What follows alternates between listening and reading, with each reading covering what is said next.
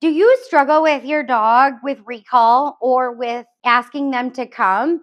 A lot of people do. And I'd say probably 98% of the clients that I work with their dogs do not have good recall, especially not with distractions. So if you don't understand a dog's learning journey, make sure you go and you watch the video about a dog's learning journey, because that is very important in how you're going to lure and shape and reward really solid recall. So if you think about it, as a positive reinforcement based trainer, normally while I do train the cue to come, I normally think when we want to recall our dogs, what are we normally going to say first? Their name, right? We're going to say, Tigger, come, right?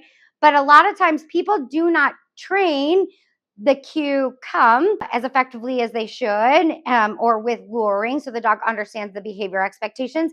And two, when we use our dog's name because we have language skills and we say, hey, Tigger, oh, blah, blah, we call that poisoning a cue. Meaning, if we're always using the dog's name over and over again without any sort of reinforcement, what happens is that dog begins to tune that sound out, whatever their name is. So if you see a prior video on how to load and use a clicker, we are going to use, for name recall, we are going to use a lot of the same principles. We are going to load whatever name we choose for our dog and then start to implement it. So first step that you want to do is you want to pick a word, a nickname, something that you do not use frequently with your dog. So don't pick their true name. Don't pick any of their pet nicknames. You want to pick a name that is unique and you only are going to use for recall, so we can keep a really strong positive association with that.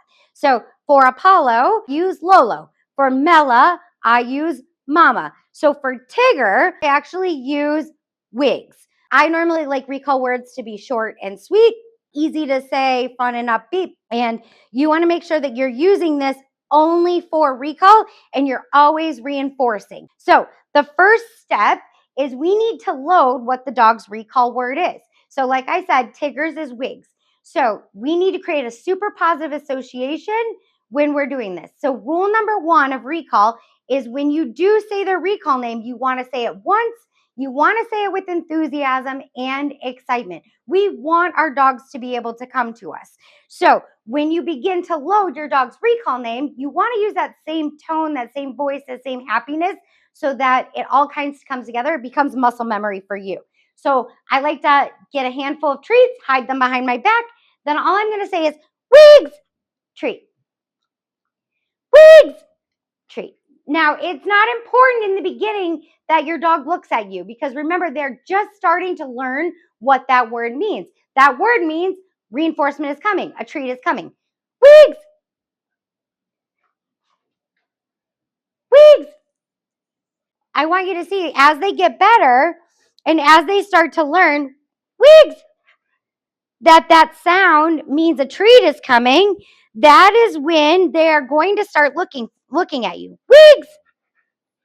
Good. So it doesn't matter if they sit or anything right now. The goal is just to rapid fire Wigs the treats so that they know Wigs. That sound means a treat's coming. Wigs. And mix up your hand delivery. Wigs. So they don't always expect it to be coming from the same hand. So the goal here is try to practice for like 15 to 30 seconds a couple times a day for a few days in a row, really loading what your dog's recall word is, Wigs, so that you begin to get that eye contact and recognition. That sound means reinforcement is coming. Second major aspect of good recall is I don't like to make any other sounds. So no snaps, taps, pats, whistles. That is not your dog's name.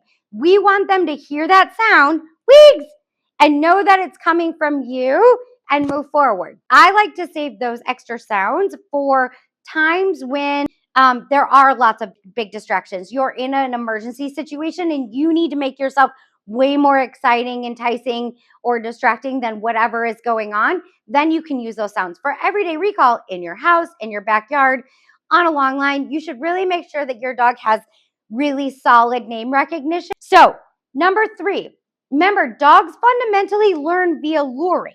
So when you go to recall them, it's important that you have a target or a bullseye, or you are luring them back into you. So For all of my training, I like to use an okay sign. I hold the treat between my thumb and my pointer finger. So when I recall a dog, I want to make sure that the treat is right at their nose and lures them into my space. So, Wigs, I'm pulling him into my space. So this also becomes really important because one, you're really reinforcing or loading Wigs, the reinforcement zone around your body. So they know they have to come into you in order to get the reinforcement. And then, most importantly, recall is about safety. It is one of the biggest safety tactics you can have for your dog. If your dog becomes one of those dogs that comes, snatches the treat, and runs away in an emergency situation, you haven't really saved yourself or your dog from danger. So we also want to work on, while we're luring and we have the bullseye Wigs, we work on touching them, touching their neck, making it super exciting, making this the most fun, exciting place that they want to be, right? Because then they're going to stay within our sphere of influence. And as we're touching them, we can grab their collar, we can grab their harness, we can grab whatever they have on so that we can secure them so that they cannot run back off and get into trouble. So one of the ways, if you're solo, that you can practice this at home is you can do the bounce back game.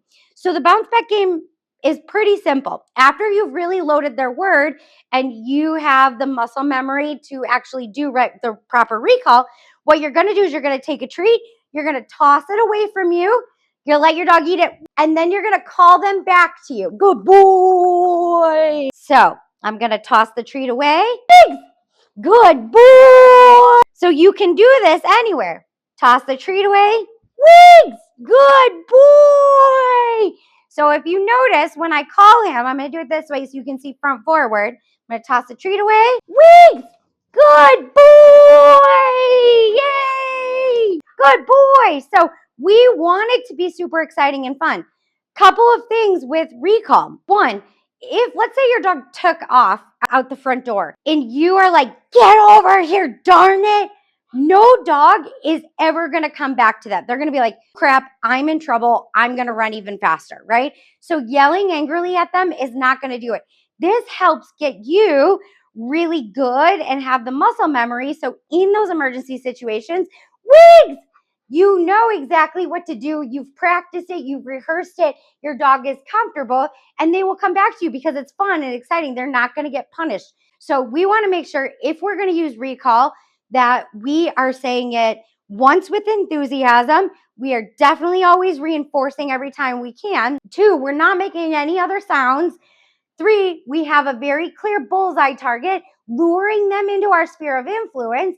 And 4, that we are really celebrating and telling them that they're doing a good job so that when we have to use it, and let's say we don't have a treat with us, that they still come back. So you want to make sure you continue the reinforcement.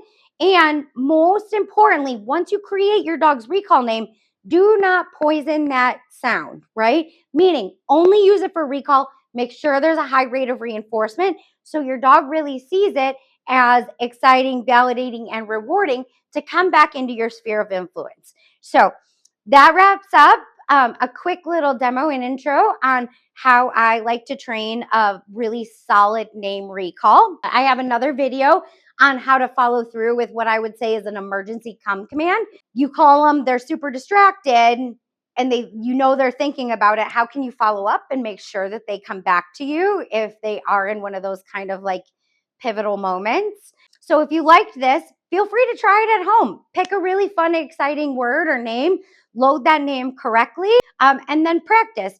If you like this video, feel free to like, comment, and share. Or you can see other videos on our social channels at Fur Babies and Friends AZ. And there's also more videos and content available on our YouTube channel. So thanks for watching and have a great day and happy training with your dog.